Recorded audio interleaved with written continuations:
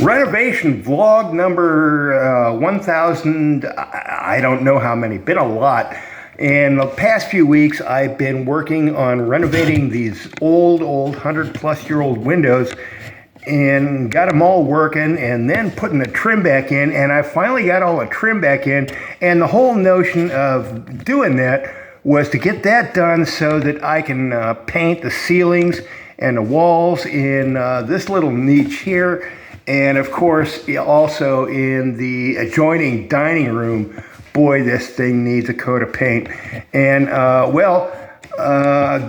that all ready to put a coat of stain on it and put a finish on it. And then I realized, oh gee, I still got this little niche here over the stairwell.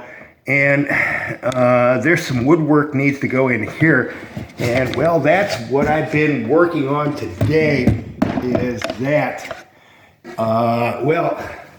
Anyway, what we're supposed to have here is this, it needs a hardwood floor in it, because that was originally what was here. So here's a piece that, what I need to start with is this nosing here. And to put all the flooring back in this thing, originally there was no subfloor. It was just the flooring nailed directly over the framing. I thought, well, no, I'm going to have a double layer here. So now I have a subfloor. And well, what would make sense, the easiest way to do it would be to start in the back and fasten these things in and work my way out. But the problem with that is what I need to do is hit this front part just perfectly. And I guess the original carpenters realized that also. So what they did is they started with the, what do you call this piece? The apron, the sill, whatever it is. Fasten that in and work their way back, which means the last couple of pieces, instead of being able to drive the screws into the, instead what they got to do is, and what I'm going to have to do is drive screws directly down into, so that's what I'm doing today. I need to get this stuff done so that I can get all the last of the woodwork put in here, and then finally I can paint. So let's get to it here. What I have here is the original nosing, and it was really kind of awkward. I'm trying to figure out how to fasten it, and what I came up with is I glued the first couple of pieces of flooring to it, and well, on the back side I put a whole bunch of glue on it. We're still waiting for that to set up. It's been many hours now, but I think it's finally to the point I can work with it.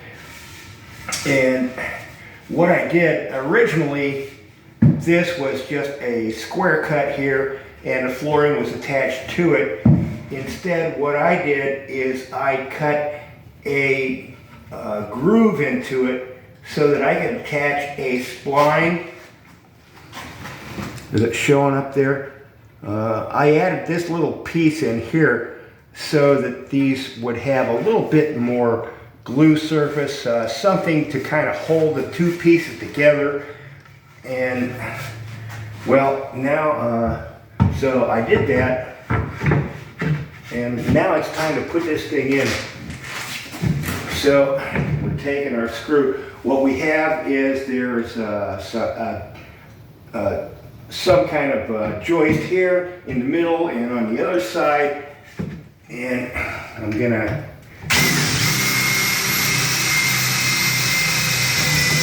kind of run a screw through here. Originally nails were used, but well, we're not using nails today, we're using screws.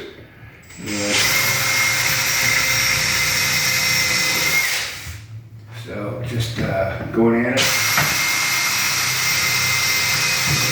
And the screws that we're using is these 2 1/4 inch trim screws. Very small heads on these things, and I'm hoping that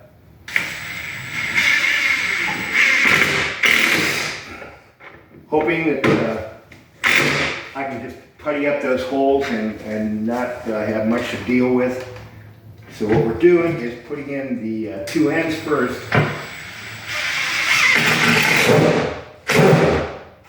There we go. Did I drill this one? Yes, I did. And then we're going to do the whole flooring thing.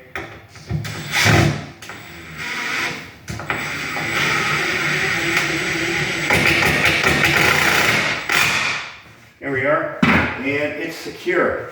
I only put the screws into the first piece of the flooring, nothing into this actual nosing, because, well, before I put any screws into that, I want to attach this apron piece.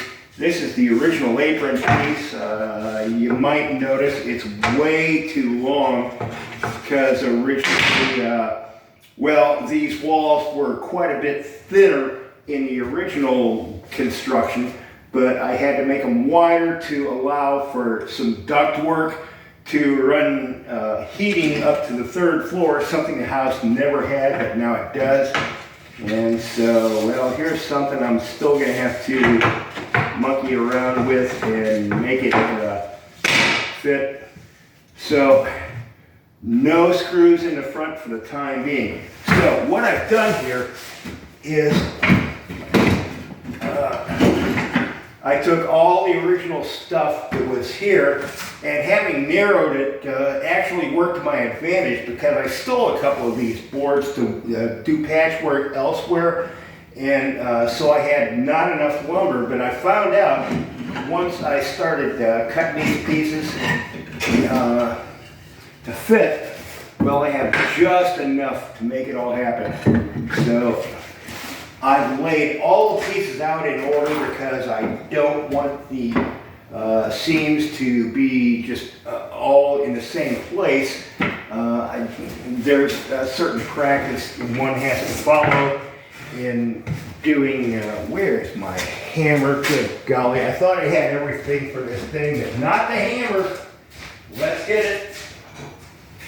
All right, so we've got our hammer.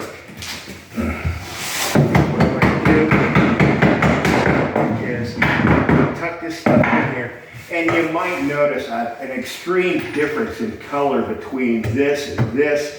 This has been sanded. This has only had the most minimal cleanup. And, well, wherever I can, I'm going to run a screw right into where there is framing below. So we're starting here in the middle. And I want to make sure this stuff's tight.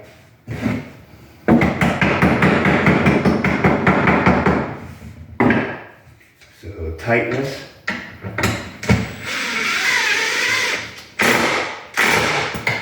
There we are. Well, I could go on with this. Lots to do.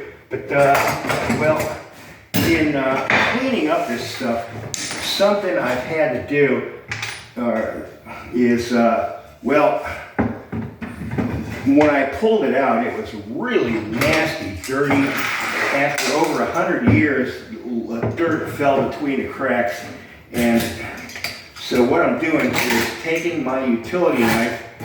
I saved the last couple of pieces to clean up just for this video. And what I got to do, you can see the dirt, see slightly cleaner. So what we're doing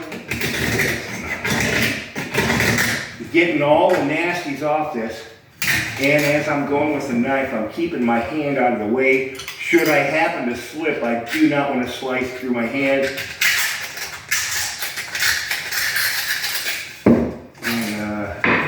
Come over to the other side, same thing. Oh golly, the filth. I suppose I could have just throwing all these pieces away and toss them into a landfill, but well, that's just not me. I paid for this stuff in the original purchase of the house, and I'm not going to throw away something I paid for. Oh, that's the kind of slip we don't want to have. So instead of throwing it away and filling up the landfill and then spending money on new material, I'm just cleaning up the old. And once it's cleaned up, well, I guess I'm going to have to sand this down. And I think I've gone on long enough. Well, there's where I am today.